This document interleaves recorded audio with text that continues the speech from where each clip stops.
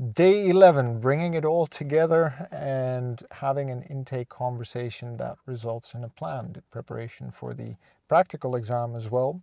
But wow, okay, you realize you learn a lot when you do something like this. And we did really learn a lot in those weeks. But let's start at the top. I'm going to walk you through some of my notes. So I have a good recap also, and then I'm going to go back home, start studying for the theory exams, and the practical examination is on the 6th of September, and then it's going to be completely done. So let's start with the primary psychological needs, right? So there's autonomy, there's mastery, and there's belonging, and maybe there's even contribution as a fourth one. So if you want to motivate people and work with people, whether it's for fitness or health or just anything in general, working from a position or an understanding that when people's basic primary psychological needs are met, they become way more resilient to life, to whatever happens in life, because resilience is their ability to bounce back from setbacks, not to avoid them completely or to break when they occur, but actually the ability to take the shock and then bounce back from that shock and maybe even come out a bit stronger. And turns out that if you experience autonomy in your life, if you have a sense that you are in control, I guess is one way that could express itself, that you can make decisions. When you are competent, when you show mastery, you've developed mastery in certain areas, that you know that you are competent in life skills and managing yourself, or in something that you're good at. Could be sports, could be creative, could be writing, could be cooking, could be anything that you experience mastery in, and that you have a sense of belonging, that you're accepted by a group, that you have a social network that you can build on, that you can trust, that you can work with. And maybe you're even contributing to society in a useful and meaningful way.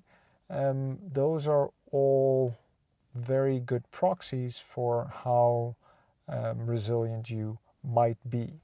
And you grow stronger when you're resting. So we exert ourselves or we experience stress, which somewhat damages our body or us as people. But the recovery from that is what makes us stronger. And obviously, you build character by that logic, by volunteering to suffer because you find it important and because you choose to do it. There's the autonomy. You are challenged, and that challenge puts stress on your mind, your body, your spirit, your being, and you're going to bounce back stronger from that when you recover, right? We talked about dopamine as a driver of motivation, and that is neuroscientifically correct. It's true, but you can get very good or better results even if you focus on the psychological tools that we have available to regulate behavior without considering dopamine. It's interesting to understand how those circuits work, but you don't need to do anything with that knowledge, or you don't even need the prerequisite of that knowledge to be able to work on goals, be goal oriented, and find your motivation. Other things are more practical in any situation.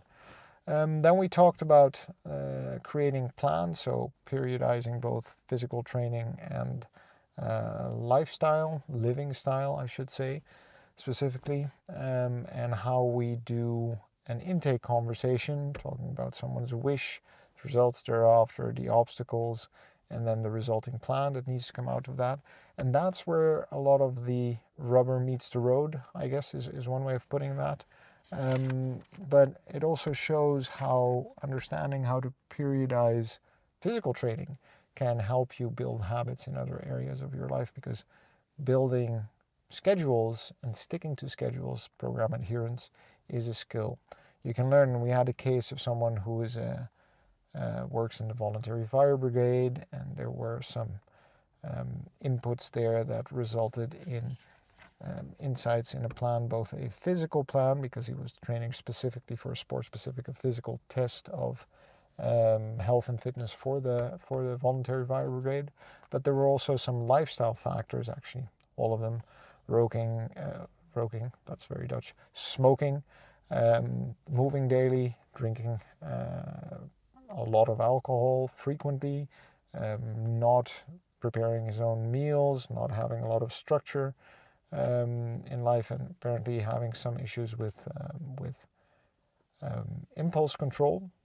And then how to translate all of that into a program. So first asking a lot of questions, understanding the wish and the real need for change, whether that's there, and how he was motivated. And he was motivated because he does find it important. The test is a trigger for him to jolt himself into action, but at the same time he enjoys the experience of being in the fire brigade.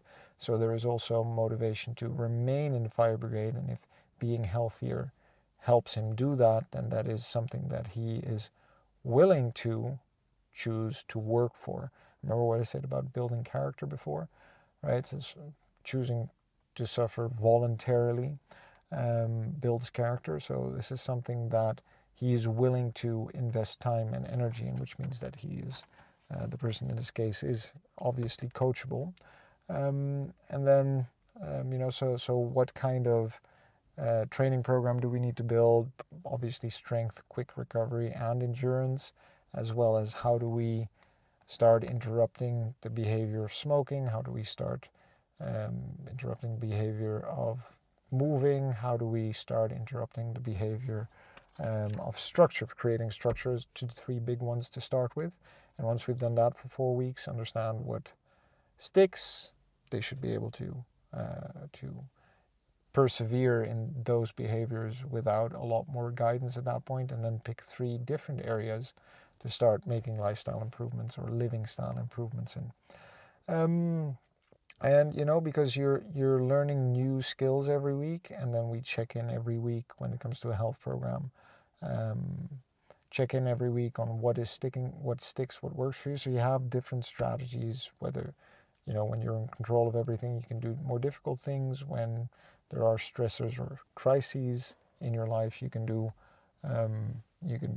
slightly easier interventions throughout your week until the new routines become ingrained in your living style or your lifestyle.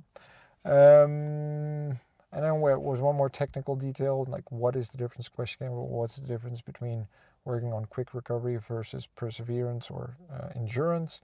And obviously the endurance training triggers an increase in the pump volume in your heart, makes your heart slightly bigger and stronger, makes your veins enables your veins to pump more blood through your system. Whereas quick recovery improves your mitochondrial capacity, so your capacity to produce energy and recover quickly, to use that energy. So that helped frame, which kind of training you might want to prioritize given different situations. And then the last thing to do there is practice. So I guess that's what I'm going to have to do, because the only way to get anything done is by showing up and doing the work. And showing up and doing the work in this case means literally putting what I've learned into practice for myself. And probably you'll hear and see that happening in the future. Thanks for being with me on this journey, friend, and look forward to seeing you in the next video.